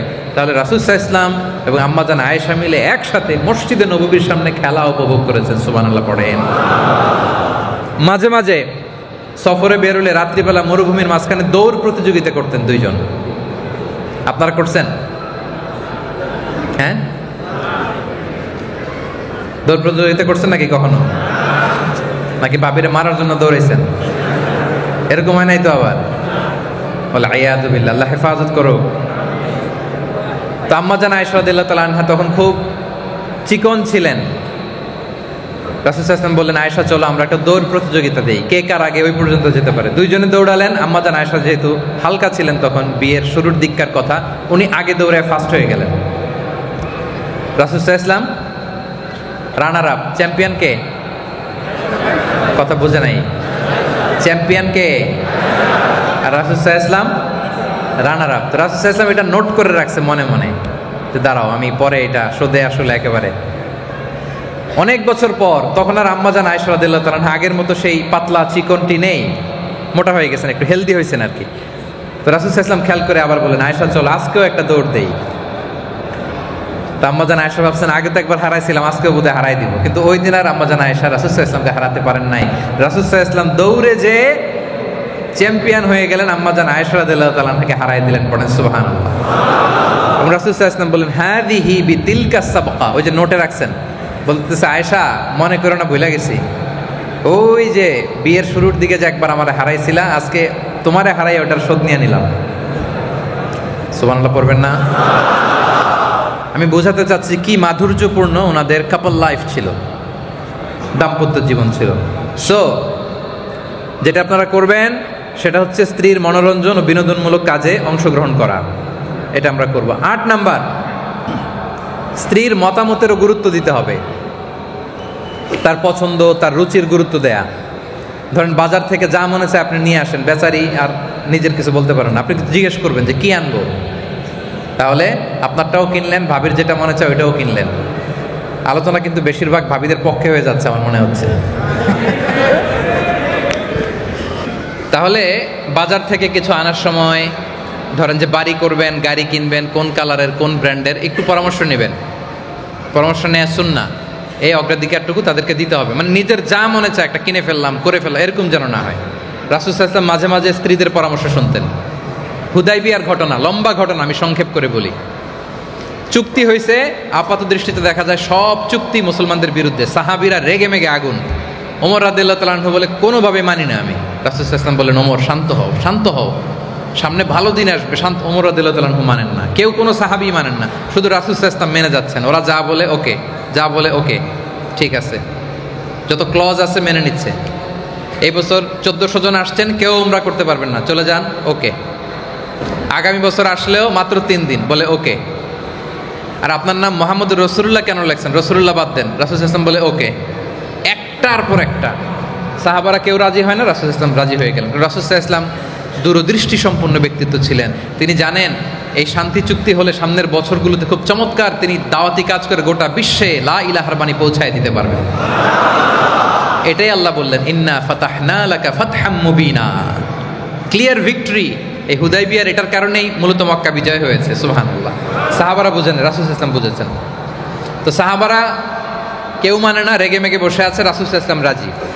এবার রাসূল সাল্লাল্লাহু আলাইহি ওয়াসাল্লাম বললেন, চুক্তি অনুযায়ী আমরা এবছর উমরা করতে পারবো না, যদিও ইজহার রেদা এহরামের কাপড় পরে আসছি, আসো কাপড় খুলে ফেলি, আমরা করে ফেলি, মাথার চুল ফেলে দেই, হালাল হয়ে যায়, আর পশু যা আনছি আল্লাহর নামে জবাই দেই। রাসূল সাল্লাল্লাহু আলাইহি ওয়াসাল্লাম বললেন, কেউ শোনে না। আবার দাঁড়ালেন তিনি, আবার বললেন, সবাই মাথার চুল কাটো, এখনই কোরবানি করো। 1400 সাহাবী, কেউ কথা শোনে না।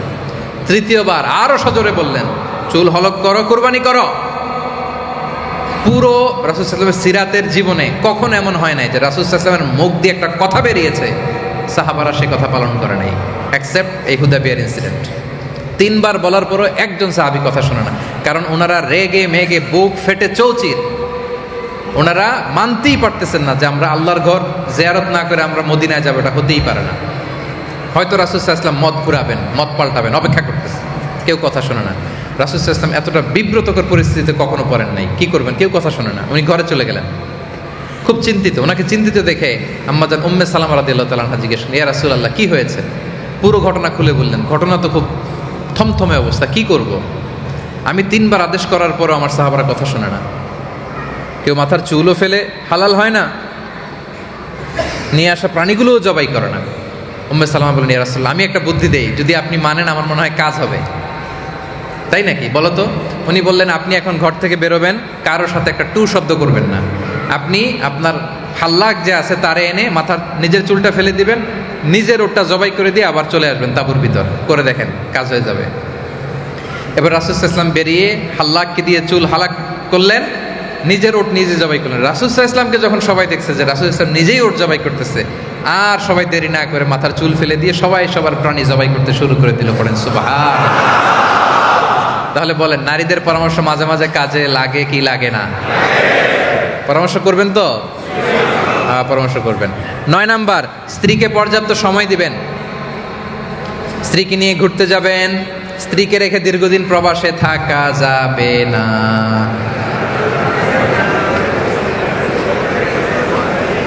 যাবে? এবার গলার সাউন্ড নাই, দেখছেন? না, যাবে না। 5 মাস, ম্যাক্সিমাম 6 মাস। অনেক ডাকাত আছে 5 বছরও দেশে যায় না, আছে না নাই? না, এগুলো করবেন না। এই যে পরকীয়ার সমস্যা আমাদের দেশে, প্রবাসীদের, প্রবাসী বিদেশে পড়ে আছে, টাকা কামাবে, ঘর বানাবে, জমি কিনবে, আর এদিক দিয়ে স্ত্রী চলে গেছে আরেকজনের হাত ধরে। কি ভয়ঙ্কর অবস্থা! ওমর রাদিয়াল্লাহু তাআলা আনহু জিজ্ঞেস করলেন হাফসা রাদিয়াল্লাহু তাআলা আনহাকে, কয়জন থাকতে পারে একজন স্ত্রী স্বামীর অনুপস্থিতিতে? বলে, আব্বাজান 5 মাস নয় 6 মাস। তাহলে 6 মাসের বেশি থাকা যাবে না। যদি এমন হয় যে না 1 বছরের আগে ছুটিই দেয় না, তাহলে স্ত্রীকে বুঝাইতে হবে, দুইজনে মিলে আল্লাহর কাছে কাঁদতে হবে, দোয়া করতে হবে, আল্লাহ তুমি আমাদেরকে সবর ইখতিয়ার করার তৌফিক দান করো। কিন্তু বছর বছর দেশে যাইতে হবে। 3 বছর 4 বছর 5 বছর যে আপনি বিদেশ করেন আর আপনার স্ত্রী পড়ে আছে দেশে, এটা করা যাবে? তো বুঝেন না কেন? যান না কেন দেশে? যাবেন, দেশে যাবেন, আল্লাহ সহজ করবে, আল্লাহর সাহায্য চাইবেন। সংক্ষেপ। 10 নাম্বার, স্ত্রীর জন্য দোয়া করবেন। ভাবির জন্য দোয়া করেন, দোয়া করবেন। ওয়াল্লাযীনা ইয়াকুলুনা রাব্বানা হাব লানা মিন আজওয়াজিনা ওয়া যুররিয়াতিনা কুররাতা আ'য়ুন ওয়াজআলনা লিল মুত্তাকিনা ইমামা। আল্লাহ আমাকে এমন স্ত্রী দাও, এমন সন্তান দাও যাকে দেখলে আমার চোখ জুড়িয়ে যায়। এবং স্ত্রীর জন্য স্বামীর দোয়া কিন্তু খুব গুরুত্বপূর্ণ। ভাবিরা আপনার স্বামীদের কাছে দোয়া চাইবেন, এবং আপনারা যারা স্বামী আপনাদের স্ত্রীদের জন্য আপনারা দোয়া করবেন। বিল্লাহি আলাইক, করবেন তো দোয়া? তাহলে শেষ। স্বামীদের 10টা দায়িত্ব বলে ফেলছি। শেখ কয় মিনিট আছে? 10 মিনিট। 10 মিনিট। আচ্ছা, স্ত্রীদেরও এরকম 10টা দায়িত্ব আমি 10 মিনিটে শেষ করে দেব ইনশাআল্লাহ। এবার খুব খুশি হয়ে গেছে, নিজেদের কাঁধের বোঝা নেমে গেছে মনে হয়। আচ্ছা, যেহেতু এটা কাপল, হ্যাঁ, হাফ হাফ, স্বামীর দায়িত্ব স্ত্রীর প্রতি আমরা শুনলাম। এবার স্ত্রীর দায়িত্ব মানে ভাবিদের দায়িত্ব আপনাদের প্রতি কি? Number 1, to try to be comfort for husband. স্বামীর জন্য কমফোর্ট হওয়া মানে নিজেকে এমনভাবে স্বামীর সামনে উপস্থাপন করা যাতে স্ত্রীকে দেখলে স্বামীর চোখ জুড়িয়ে যায়, তার প্রাণ স্থির হয়, তার মন প্রশান্ত হয়। আমার বোনেরা, আপনারা যারা শুনছেন বা শুনবেন, নিজেকে স্বামীর সামনে এভাবে উপস্থাপন করুন যে আপনাকে দেখলে, এ ভাই এত তোমার লাইভ করা লাগতেছে কেন, এ কে, আমার দিকে তাকাও, এইভাবে ঘুরে ঘুরে আমার দিকে, এদিকে ওয়াজ শুনতে এসে মোবাইল নিয়ে ব্যস্ত, আমার দিকে। মানে শুরুতে বিশৃঙ্খলা, মাঝখানে বিশৃঙ্খলা, শেষে বিশৃঙ্খলা, এটা ঠিক না। বসুন বসুন। জি, স্ত্রীদের উচিত এমনভাবে স্বামীর সামনে নিজেকে উপস্থাপন করা যাতে স্ত্রীকে দেখলেই স্বামীর মনটা জুড়িয়ে যায়, প্রাণটা জুড়িয়ে যায়। কারণ আল্লাহ বলেন লিতাসকুনু ইলাইহা, স্ত্রীদের তৈরি করা হয়েছে যাতে স্ত্রীর সান্নিধ্যে স্বামী স্থির হতে পারে, অস্থির থেকে স্থির হবে, প্রশান্ত হবে, তার চোখ জুড়িয়ে যাবে। ঠিক কিনা বলেন? খাদিজা রাদিয়াল্লাহু তাআলা আনহা, ওনার কি পুরস্কার জানেন জান্নাতে? সেই বুখারীর হাদিস, বাশশিরু খাদিজাতা বিবাইতিন ফিল জান্নাতি মিন কসব ওয়ালা সাখাবা ফীহি ওয়ালা নাসাব।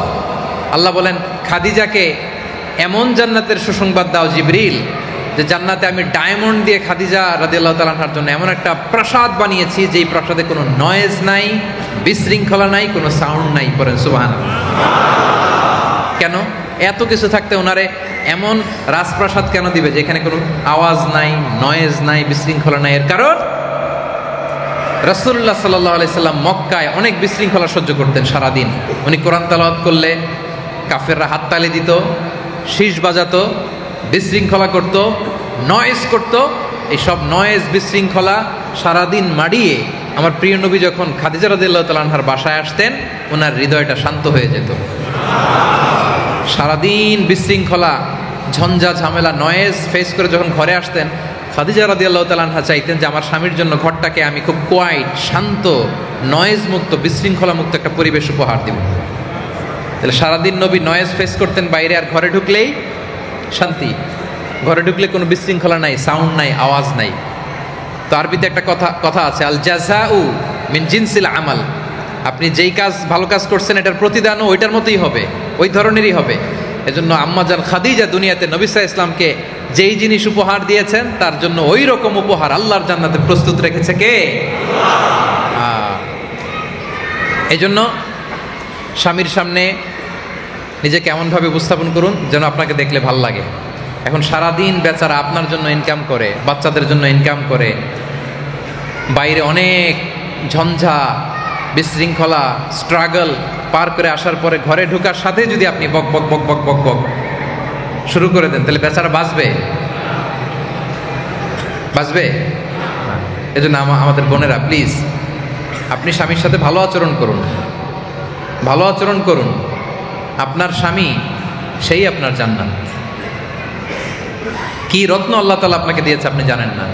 আল্লাহ নবী বলেন, আল্লাহ ছাড়া কাউকে যদি সেজদা দেয়া বৈধ হতো, পৃথিবীর প্রত্যেক স্ত্রীকে আমি বলতাম নিজের স্বামীর পায়ের সামনে সেজদায় লুটিয়ে পড়ো। এজন্য এমনভাবে আপনি আপনার স্বামীর সামনে দাঁড়াবেন, নিজেকে উপস্থাপন করবেন যে আপনাকে দেখলে ওনার রাগ আসে না, বরং হৃদয়টা শান্ত হয়, চোখ জড়িয়ে যায়। কথা ক্লিয়ার? জি, এটা আমাদের বোনদের বুঝতে হবে। বিভিন্ন জরিপে দেখা গিয়েছে অনেক মানুষ ঘরে যাইতে চায় না, বাইরে বেশি সময় কাটাতে চায়, কারণ ঘরে গেলেই বক বক বক বক শুরু হয়ে যায়। আছে না নাই? এই ধরনের আচরণ যেন আমরা না করি। আমাদের বোনেরা, তাদেরকে আমি বলবো, আপনি স্বামীর জন্য ত্রাস হবেন না। অনেক স্ত্রী স্বামীর কাছে কি ত্রাস, মানে স্বামীর সাথে এমন আচরণ, বরং স্বামী বেচারা স্ত্রীকে দেখলে ভয় পায়। এরকম আছে না নাই? জরিপে দেখা গিয়েছে স্ত্রীর ভয়ে অনেক স্বামী হার্ট অ্যাটাক করে মারা যায়। আছে না নাই? এই জন্য স্বামী আপনাকে ভয় পাক, আপনি ত্রাস তৈরি করেন, এমন পরিবেশ কখন আপনি করবেন না। আপনার দিন দুনিয়া সব আপনি বরবাদ করছেন। কথা ক্লিয়ার? আশা করি আমাদের বোনেরা বুঝতে পেরেছেন। কারণ স্বামী স্ত্রীর সম্পর্ক হবে ভালোবাসার। এখন স্বামী যদি স্ত্রীর ভয় পায় তাহলে ভালোবাসা আসবে? আপনারা কি আপনাদের স্ত্রীদের ভয় পান নাকি? ভয় পান? স্ত্রীকে ভয় পাওয়া নিয়ে একটা গল্প বলি। এক অফিসের বড় বস তার স্ত্রীকে বড্ড ভয় পায়, প্রচন্ড ভয় পায়। তো সে মনে মনে ভাবলো, আমার কোম্পানিতে যারা স্টাফ আছে দেখি এরা কেউ ভয় পায় কিনা, নাকি আমি একাই পাই। তো পুরুষ স্টাফ যারা আছে সবাইকে দাঁড় করে বলে, এই দুইটা লাইন করেন, যারা যারা আপনারা আপনাদের বউদের ভয় পান তারা এই ডান দিকের লাইনে যান, আর যারা বউকে ভয় পান না বাম দিকের লাইনে যান। এটা বলার সাথে সাথে সবাই ডান দিকের লাইনে সিরিয়াল ধরে দাঁড়ায় গেছে, একজন ছাড়া, একজন এই বাম দিকে দাঁড়ায় আছে। সে তো দেখে অবাক, মাশাআল্লাহ, তাহলে একজন পালোয়ান আছে আমার স্টাফদের মধ্যে থেকে, সবাই ভয় পাইলেও উনি পায় না। তো খুব খুশি হয়ে উনি জিজ্ঞেস করছে, ভাইজান মাশাআল্লাহ, আপনি তাহলে অনেক সাহসী, আপনি আপনার স্ত্রীকে ভয় পান না। বলে যে স্যার, আমি যখন প্রতিদিন অফিসে আসার জন্য বের হই, আমার স্ত্রী আমাকে বলে, এই খবরদার, সবাই যেদিকে যায় তুমি কিন্তু ওদিকে যাবা না, সবাই যেদিকে যায় যাক, তুমি যাবা না ওদিকে, খবরদার, খবর আছে নাকি। বেচারা বলে, হায় রে, এটা তো আরো বড় পিতু, এটা তো ওই লাইনে দাঁড়াইছে অন্য কারণে। সো আপনি যদি আপনার স্বামীর সাথে খারাপ আচরণ করেন, রেগে থাকেন, এমন পরিবেশ করেন যে আপনাকে ভয় পায়, এতে আপনি হেরে যাবেন। এত লাইফ করা লাগে না, রাখো মিয়া। এটা আপনার সংসারের সম্পর্ক, ভালোবাসা সব আপনি নস্যাৎ করে দিলেন। এই জন্য 1 নম্বর দায়িত্ব, try to be comfort for husband. আমার প্রিয় বোনেরা, মায়েরা, ভাবিরা, খালারা, শুনুন, আপনি নিজেকে এমনভাবে স্বামীর সামনে উপস্থাপন করুন যে আপনাকে দেখলে ওনার ভাল লাগে, উনি সাহস পায়, উনি সাহস পায়। উনি যদি একটু রেগেও যায়, আপনি একটু মানায় নেন, সংসারটারে সুখের করে দিবে কে? আপনি ছাড়া আর ওনার আছে কে? বলেন। রাখলে তো আপনার সাথেই রাখবে। এজন্য এমন যেন কখনো না হয় যে আপনাকে দেখলে উনি বিরক্ত হয়, এমনটা যেন না হয়, বরং আপনাকে দেখলেই স্বামীর ভাল লাগে। এই চেষ্টাটুকুন করতে হবে। আমাদের বোনদের প্রতি 1 নম্বর অনুরোধ।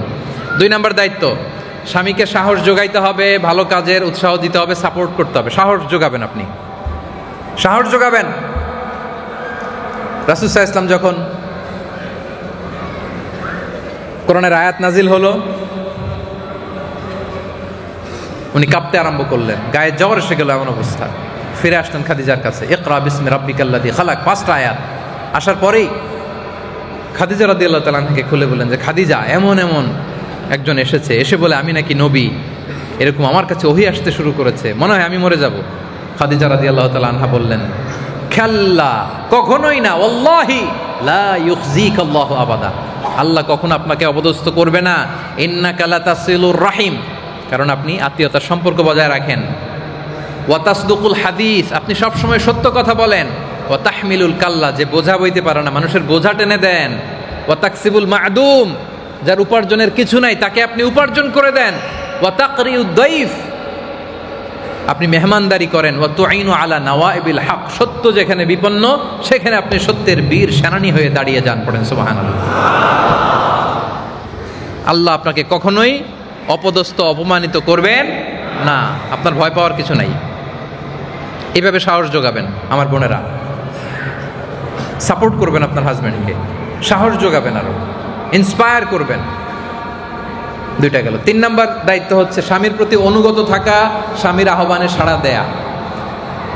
সংক্ষেপে বলি, স্বামী যদি স্ত্রীর সঙ্গ পেতে চায়, ওই স্ত্রী যদি সঙ্গ না দেয়, তাহলে আল্লাহর ফেরেশতারা ওই স্ত্রীর প্রতি লানত করতে থাকে। ওয়াল ইয়াদু বিল্লাহ। স্ত্রীর স্বাস্থ্য খারাপ, মুড সুইং, পিরিয়ড, ব্লা ব্লা ব্লা, এরকম অনেক ইস্যু আছে। এগুলো ছাড়া ইগোর কারণে, ইগোইস্টিক প্রবলেমের কারণে, অহংকারের কারণে স্বামী তার সঙ্গ পেতে চাইলো, স্ত্রী যদি সঙ্গ না দেয়, তাহলে ফেরেশতারা ওই স্ত্রীর প্রতি ততক্ষণ লানত করতে থাকে যতক্ষণ না সে স্বামীর কাছে ফিরে যায়। সকাল পর্যন্ত লানত করতেই থাকে। ওয়াল ইয়াদু বিল্লাহ। খবরদার আমার বোনেরা, স্বামীর আনুগত্যের মধ্যেই আপনার সমৃদ্ধি, স্বামীর আনুগত্যের মধ্যেই আপনার সুখ।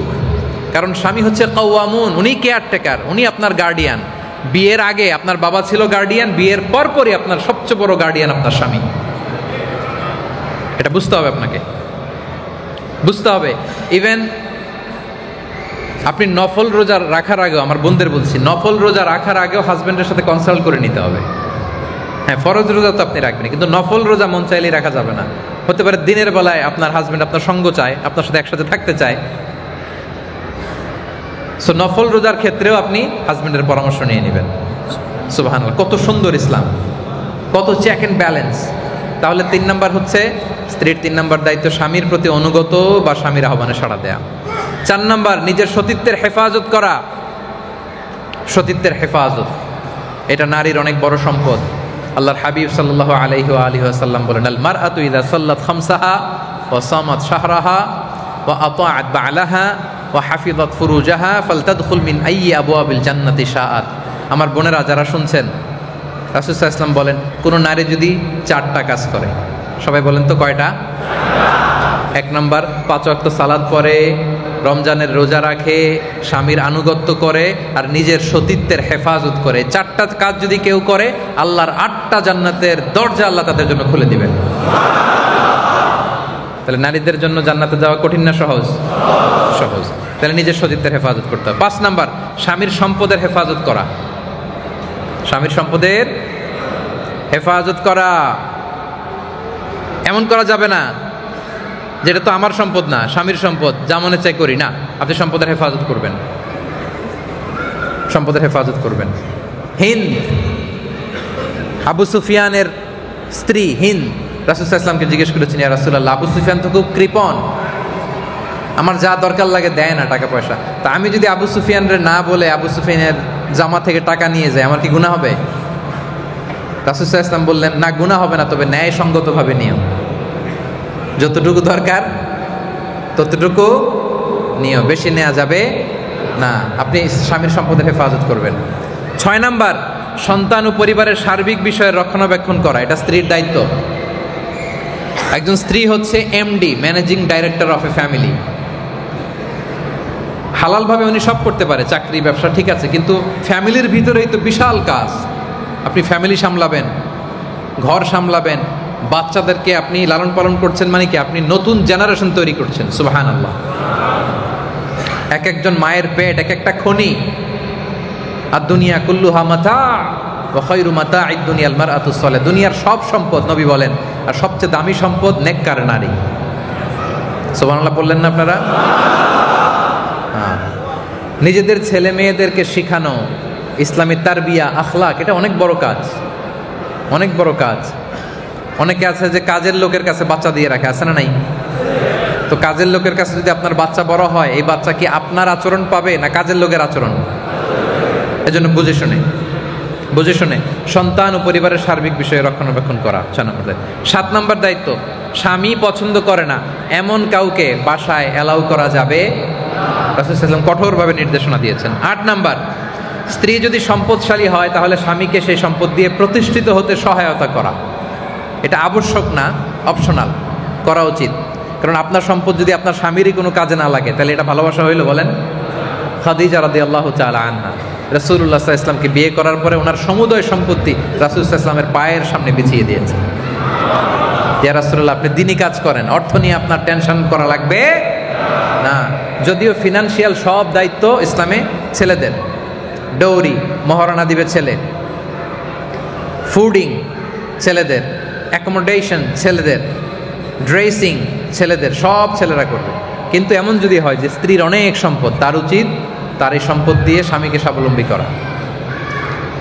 9 নাম্বার, স্ত্রীদের উচিত বাসায় স্বামীদের কাছে নিজেকে পরিপাটি করে উপস্থাপন করা। বোনদেরকে আমি বলবো, আপনি সাজুগুজু করবেন স্বামীর জন্য নাকি বাইরে যাওয়ার জন্য? আমাদের অনেক বোনরা করে না, বাইরে যাওয়ার সময় কি করে? হায় রে সাজুগুজু, হায় রে বিউটি পার্লার, হায় রে মেকআপ কারে বলে। কিন্তু বাসায় সিরা ওড়না, পুরান কাপড়, বুয়ার মতো হয়ে বসে থাকে।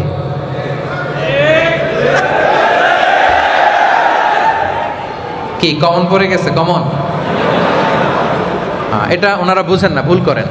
আপনি যদি নিজেকে সাজুগুজু করেন, সাজেন, এটা তো স্বামীর জন্য সাজবেন, নিজেকে উজাড় করে সাজাবেন হাজব্যান্ডের জন্য। প্রতিটা মুহূর্ত আপনার পার্লারিং এ সাজগুজে বরকত দিবে কে? সওয়াব দিবে কে? আমরা করি উল্টা, বাইরে যাওয়ার সময় গেট আপ এইটা সেটা করে, কিন্তু বাসায় সবচেয়ে পুরাতন কাপড় পরে থাকে আমাদের বোনেরা। আর ঠিক বলা লাগবে না, হয়েছে, বহু জ্বালা যন্ত্রণায় আছে সবাই, বোঝা গেল। আমার বোনদের কাছে আমি খুব বিনয়ের সাথে অনুরোধ করি, আমার বোনেরা, আপনি সাজুগুজু করলে হাজবেন্ডের জন্য করবেন। বোনেরা কিন্তু পারফিউম দিয়ে বাইরে যেতে পারবে না। বাইরে যদি বোরকার উপরে যদি পারফিউম দেয়, ওই পারফিউমের ঘ্রাণ শুনে যদি কেউ আকৃষ্ট হয়, রাসূল সাল্লাল্লাহু আলাইহি ওয়াসাল্লাম তাকে জানিয়া বলেছেন, জানিয়া বলে আয়াদু বিল্লাহ, জিনাকারিনী বলেছেন। কোনো নারী পারফিউম দিয়ে অন্যকে আকৃষ্ট করতে পারবে না। হ্যাঁ, নারীরা ডিওডোরেন্ট দিতে পারবে আউটার গার্মেন্টের ভিতরে, জামায় দুর্গন্ধনাশক ভিতরে, উপর দিয়ে না। আর বাসার ভেতরে হাজবেন্ডের সামনে সে উজাড় করে নিজেকে সাজাবে। তাহলে বাসায় কাজের বুয়ার মতো সেজে থাকা যাবে না। বোনদের উচিত বাসায় পরিপাটি করে স্বামীর সামনে উপস্থাপন করা। রাসূল সাল্লাল্লাহু আলাইহি ওয়াসাল্লাম সফর থেকে ফিরলে হুট করে কোনো বউয়ের ঘরে যেয়ে উঠতেন না। মদিনার অনেক দূরে একটু একটা রেস্ট নিতেন, আর একজন লোককে আগে পাঠাতেন যে আজকে সফিয়ার ঘরে, আজকে উম্মে সালামার ঘরে বলো যে ঘন্টা দুয়েক পরে আমি মদিনায় আসতেছি। বললে উনি নিজেকে ফিটফাট করে পরিচ্ছন্ন করে সাজুগুজু করে রাসূল সাল্লাল্লাহু আলাইহি ওয়াসাল্লামের জন্য অপেক্ষা করতেন। সুবহানাল্লাহ পড়েন। এখন আপনি বাইরে থেকে সফর থেকে আসতেন, হুট করে চলে যাবেন ঘরে, তো উনি তো অন্যান্য কাপড়ে থাকতেও পারে, অপ্রস্তুত অবস্থায় থাকতেও পারে। এজন্য আগে ইনফর্ম করবেন যে আমার ফ্লাইট এতটায়, আমি দেশে পৌঁছবো এতটায়, তাহলে উনি নিজেকে গুছিয়ে রাখবেন। কি এভাবে আগে থেকে জানাবেন তো? আচ্ছা, গেল। অনুরূপভাবে স্বামীর সাথে মোলায়েম সুরে কথা বলবেন, মোলায়েম সুরে কথা বলবেন। এটাও বোনেরা ভুল করে। অন্য পুরুষদের সাথে কথা বললে কি মিষ্টি কুকিল কণ্ঠ, আর স্বামীর সাথে কথা বলতে গেলেই রাগ দেখি। আরে বোন, আপনি বুঝলেন না কোথায় কি করতে হবে, আপনি বুঝলেনই না। বরং অন্যদের সাথে আপনি কিছুটা কর্কশ সুরে কথা বলবেন। অন্য কারোর সাথে প্রয়োজনে কথা বলবেন, কিন্তু মোলায়েম সুরে নয়, শক্তভাবে, কর্কশভাবে, যতটুকু বলা দরকার অতটুকু, খালাস। কিন্তু স্বামীর সামনে মোলায়েম কণ্ঠে, ভালোবাসা দিয়ে, দরদ দিয়ে, সোহাগ দিয়ে কথা বলতে হবে। আল্লাহ তৌফিক দান করুন। সবশেষ দায়িত্ব, স্ত্রীর উচিত স্বামীর সামর্থ্যের অতিরিক্ত কিছু দাবি না করা। এটা বোঝার চেষ্টা করা যে আমার স্বামীর সামর্থ্য কতটুকু, আল্লাহর কাছে দোয়া করা আল্লাহ যেন সামর্থ্য বাড়িয়ে দেয়। কিন্তু সামর্থ্য নাই, তারপরে এমন কিছু আবদার করলেন যেটা তার জন্য কষ্ট হয়ে যায়, এমন করা যাবে না। রাসূল সাল্লাল্লাহু আলাইহি ওয়াসাল্লামের স্ত্রীরাও মাঝে মাঝে করেছেন। তখন রাসূল সাল্লাল্লাহু আলাইহি ওয়াসাল্লাম বলেছেন, আসো যা লাগে দিয়ে দেই, ডিভোর্স দিয়ে দেই, কোনটা চাও? সবাই কাঁদতে আরম্ভ করলেন, মাফ চাইতে লাগলেন, ইয়া রাসূলুল্লাহ, আমরা শুধু আপনার সাথেই থাকতে চাই, আর কিছু লাগবে না। সুবহানাল্লাহ পড়েন। স্ত্রী তো হবে এরকম যে আমি শুধু তোমাকে চাই, আমি আর দুনিয়ার কিছু চাই না, ঠিক কিনা বলেন? আমাদের বোনদেরকে আল্লাহ তাআলা এরকম হিসেবে কবুল করুন। আমাদের বোনদেরকে আল্লাহ তাআলা আম্মাজান খাদিজা রাদিয়াল্লাহু তাআলা আনহা, আয়েশা রাদিয়াল্লাহু তাআলা আনহা, আসিয়া রাদিয়াল্লাহু তাআলা আনহার মতো কবুল আর মঞ্জুর করুন। আমাদের ভাইদেরকে আল্লাহ তাআলা ওমরে ফারুকের মতো কবুল করুন, আবু বকর রাদিয়াল্লাহু তাআলা আনহুর মতো কবুল করুন। আল্লাহ তাআলা আমাদেরকে সুখী সমৃদ্ধ দাম্পত্য জীবন দান করুন। আমরা স্বামী হিসেবে আমাদের যে দায়িত্ব আল্লাহ তাআলা দিয়েছেন, আমরা যেন পালন করতে পারি, আল্লাহ তৌফিক দান করুন। আমাদের স্ত্রীদেরকে আল্লাহ তাআলা যে দায়িত্ব দিয়েছেন, সেগুলো যেন আমাদের বোনেরা, স্ত্রীরা পালন করতে পারে, আল্লাহ তৌফিক দান করুন। আপনাদের সবাইকে আবারও শুভেচ্ছা এবং অভিনন্দন জানিয়ে হুকুকুজ জাওজাইন, স্বামী স্ত্রীর উপর অধিকার আলোচনা এখানে আমি শেষ করতে যাচ্ছি। আপনাদের কি অধিকার আল্লাহ তাআলা দিয়েছেন এবং আপনাদের কি দায়িত্ব দিয়েছেন, আপনারা বুঝতে পেরেছেন না সবাই? আলোচনা কি সবার কাছে ক্লিয়ার প্রিয় ভাইরা? আশা করি আমাদের বোনদের কাছেও ক্লিয়ার। আল্লাহ তাআলা সবাইকে কথাগুলো বোঝা আর আমল করার তৌফিক দান করুন।